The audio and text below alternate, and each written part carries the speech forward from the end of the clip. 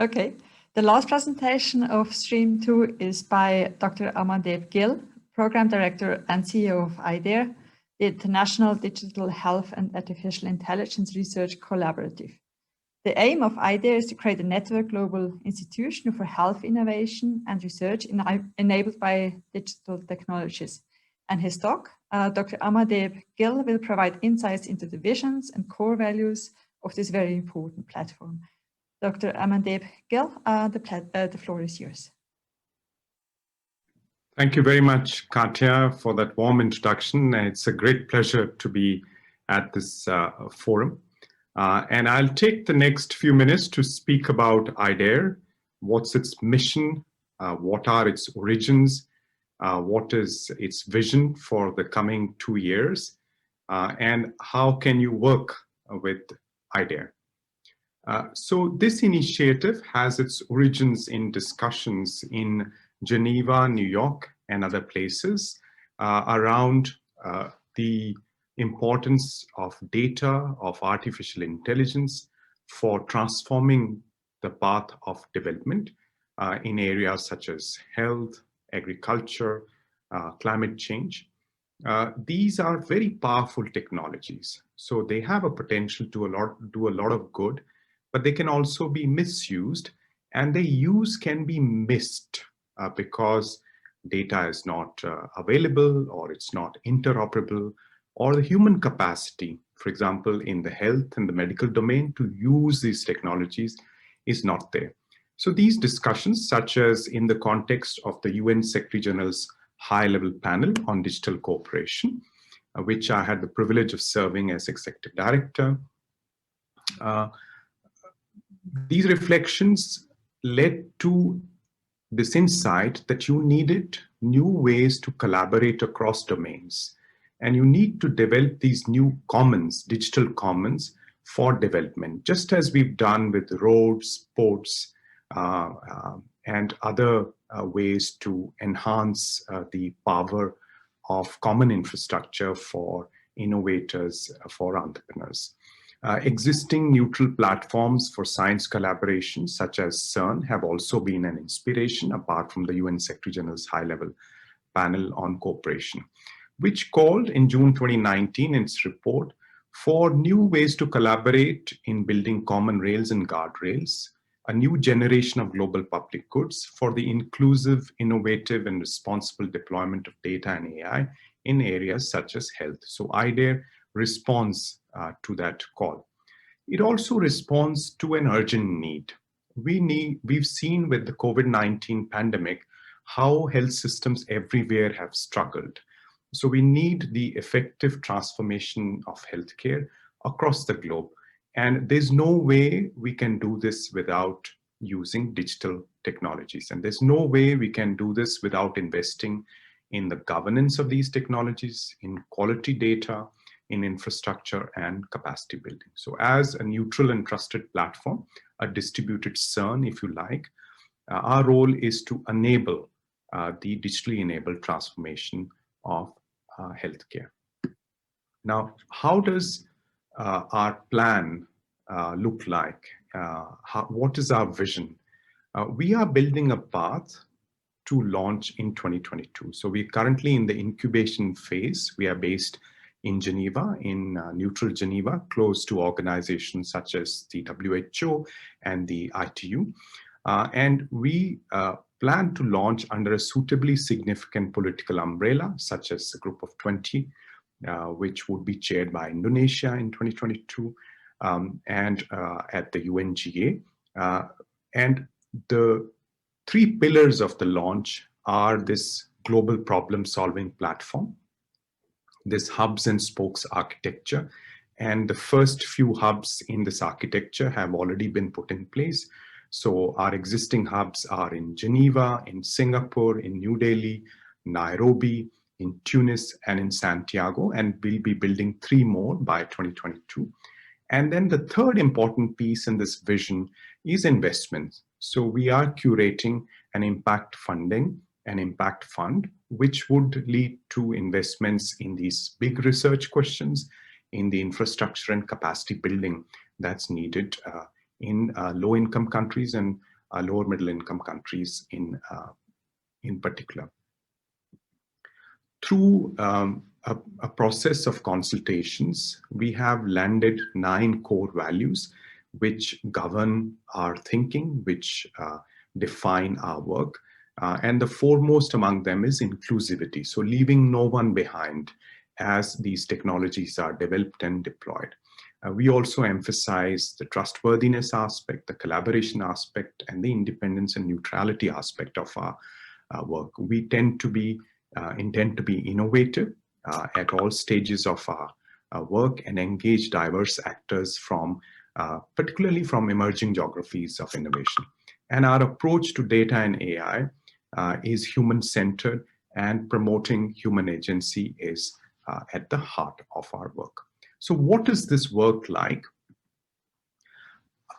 With this slide, I want to show you some of the Pathfinder areas that we are engaged in.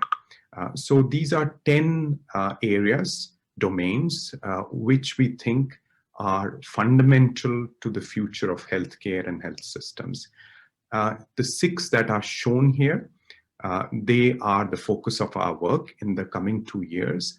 And this work is being pursued in partnership with our regional hubs so that we can develop common blueprints that help the international community agree on a common research agenda, on approaches and investments in the area of digital health and AI for health. For instance, take the global research map. So this is a tool with a situational awareness capacity that helps avoid wastage of research dollars, helps to identify collaboration opportunities across countries, across domains. And then with our real-time epidemiology and dashboards work, we are aiming to build the next generation models, next generation data sets and data architectures for pandemic surveillance, response, and management.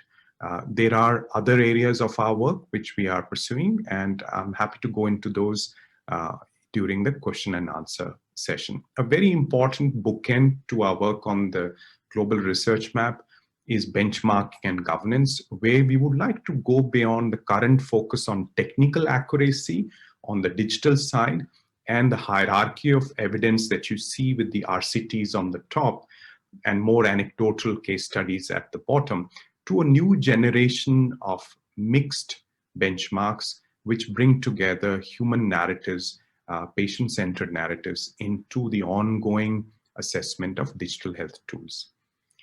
To do this exciting work, we have put together a diverse and cross-disciplinary team. So we represent 8 nationalities already in our team and different disciplines from epidemiology and computer science to public health, to different aspects of social sciences, behavioral sciences. And we would not be able to do this on our own. So we have a range of partners, and we are particularly proud that we are engaging partners in emerging geographies of innovation in Africa, in Latin America, in Southern Asia and Southeast Asia.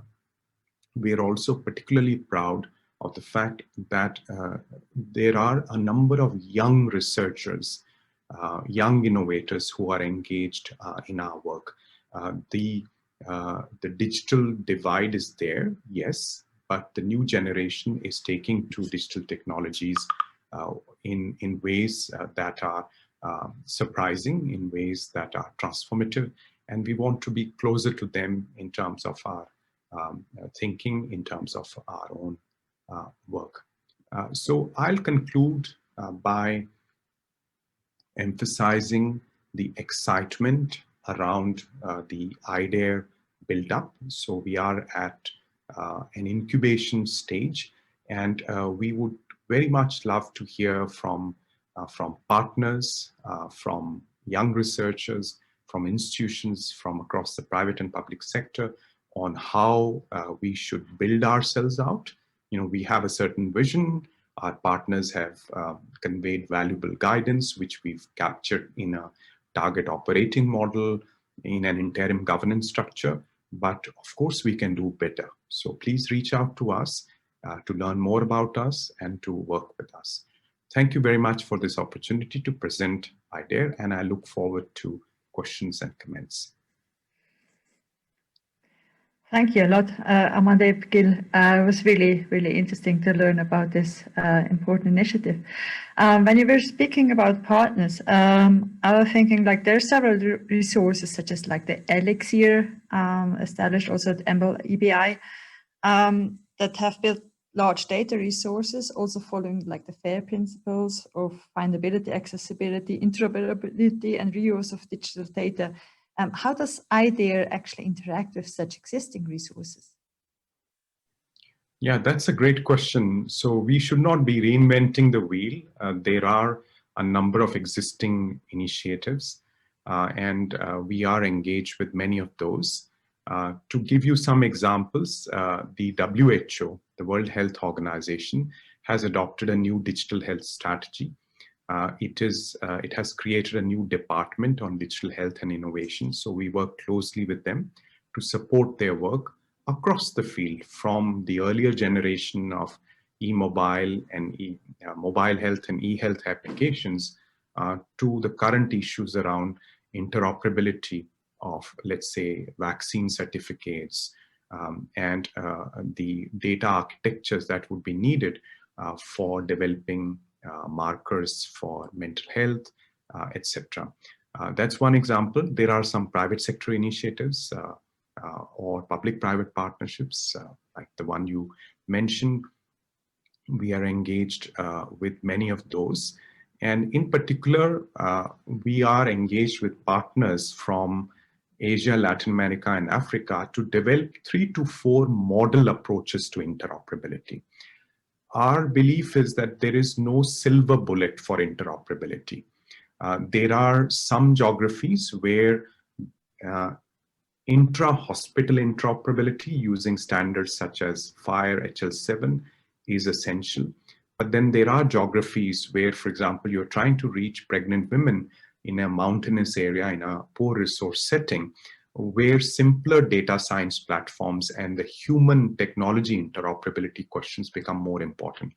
So we're developing these 4 models, one in Southeast Asia with partners in Cambodia and Singapore, one in Southern Asia with partners in India and Nepal, one in Africa with partners in Kenya and South Africa, and the last one in Latin America with partners across Chile, Uruguay, Argentina, to understand the contextual side of interoperability and how, in particular, clinicians, healthcare providers and workers, patients and users, and researchers and tech developers can come together and take advantage of patient-centered, interoperable digital health infrastructures. Oh, thank you a lot for these interesting insights.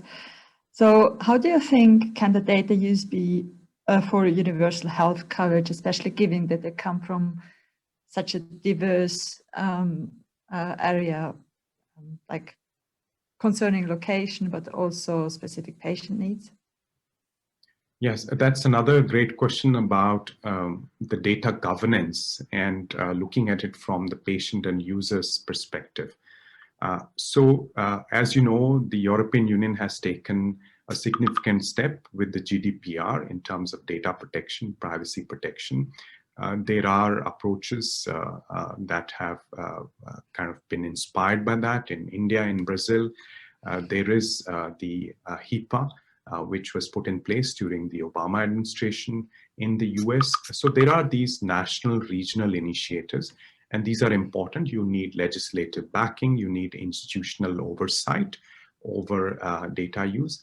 But at the same time, you need data-related literacy at the patient and at the doctor level. With the COVID-19 crisis, e-health, e-consulting has taken off. So doctors are getting to face it in their everyday interactions. So we need to develop the literacy and the capacity there. But we also need to develop practical ways of governing research, healthcare delivery using digital means. So doctors may not always be experts in data protection and privacy. They want to do the right thing, but they may not have the mechanism for doing that. So in I-DAIR, we are developing a three-part mechanism called a relational governance mechanism. Relational because it emphasizes the relations across these different sets of stakeholders. And this mechanism has three parts. One of it is stakeholder engagement, where you engage with the doctors, the patients, and others. And specific health situations may have different stakeholders. For instance, the antimicrobial resistance problem would require the pharmacist to be inside that stakeholder consultation. The second part of it is a robust governance framework. So the principles, the regulation that are applicable in that particular context. So there has to be a way to kind of land those into that particular deployment context. And the third most significant part, in a sense, is an exchange of solutions, exchange of innovations. So governance, not for its own sake, but to facilitate the development of innovations, but also governance that's agile, that can be iterated and can keep pace with technology by the exchange of innovations across our regional hubs, across our partners. Thank you. There was a question from the audience. Helen Aslama asks how you plan to integrate individual countries' healthcare politics with regard to tariffs, insurance models, regulatory affairs. Yeah, that's a tough one. At the time of launch, we hope to have engagement of some of the major players on digital health coming out of the G20, but also a number of smaller, what we call smart powers, from Estonia to Rwanda to Singapore to Switzerland. These are countries that have prioritized digital and have started to look at the system-wide impact of these. And many of these countries are struggling with these questions about insurance costs, about healthcare delivery costs, etc. We've not yet concretely laid this out in terms of a project, but we've started discussions on the health economics side. How can the digitalization of finance and financial flows impact these existing models? And again, it's a good coincidence that the WHO has set up an advisory council on health economics, headed by a prominent health economist. So this is a good time to start thinking about these issues. The COVID-19 crisis has again given a push to this, and we hope to contribute from our side as well. So addressing COVID-19, how has I-DAIR responded to the COVID-19 challenge? Yes, so over this summer, we have worked with partners in Southeast Asia and Southern Asia, and some partners in Africa to develop new approaches to modeling of the pandemic spread and the burden on health systems. We've also worked on new ways where there is data deficiency, where all the data is not available. So how can you bring in live interviews, micro-narratives, human stories as proxy variables for the missing data? And now our focus is very much on developing a comprehensive, digitally enabled pandemic management scheme, from this estimation of burden, the rolling out of a testing strategy, all the way to vaccination. So a lot of developing countries would benefit from such a scheme, a global public good, if you will. And linked to this would be new approaches to pandemic surveillance. So unusual data sets, unusual data architectures, that's our longer term vision beyond our current incubation phase in terms of pandemic surveillance, response, management, and learnings. Because very soon COVID-19 would be behind us, fingers crossed. But then climate change means, and changes in human behavior mean that the next one will not take long in being upon us. So we need to be ready for that. It's very good to know that such an initiative is there in place to help us out of the crisis to be and to come. So thank you a lot for your contribution and your interesting insights into this important initiative, and it will be interesting to follow its actions over the future. Thank you for the opportunity.